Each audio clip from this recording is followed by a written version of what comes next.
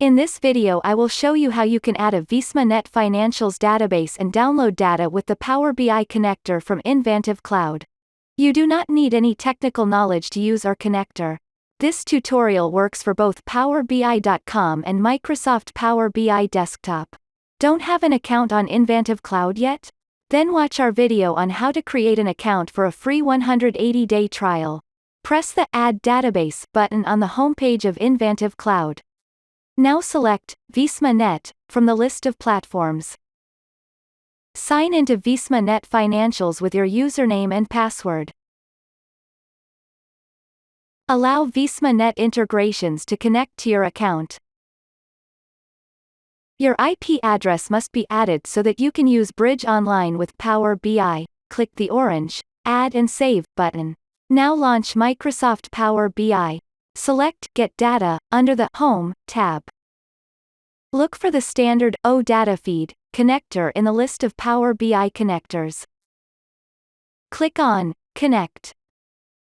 Now go back to Invantive Cloud. Click the copy icon at Bridge Online URL. Paste the copied URL into the window in Power BI. Click on OK.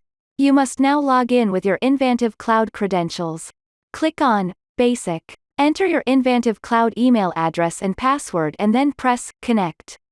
Expand the first item. Here you can select your VismaNet tables with the data you want to use in Microsoft Power BI. When you've made your selection, click on Load. Depending on the size of the tables, this may take some time.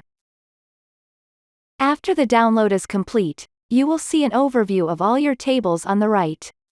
You can check a table to use for dashboards and reports in Power BI. If there are any changes to your VismaNet database, you can click on Refresh at the top. This will refresh the data in your dashboard and reports and incorporate the latest changes. You can now use your VismaNet Financials database in Power BI. If you want to use a different data connector, you can find more videos on our YouTube channel showing you how to use our other connectors.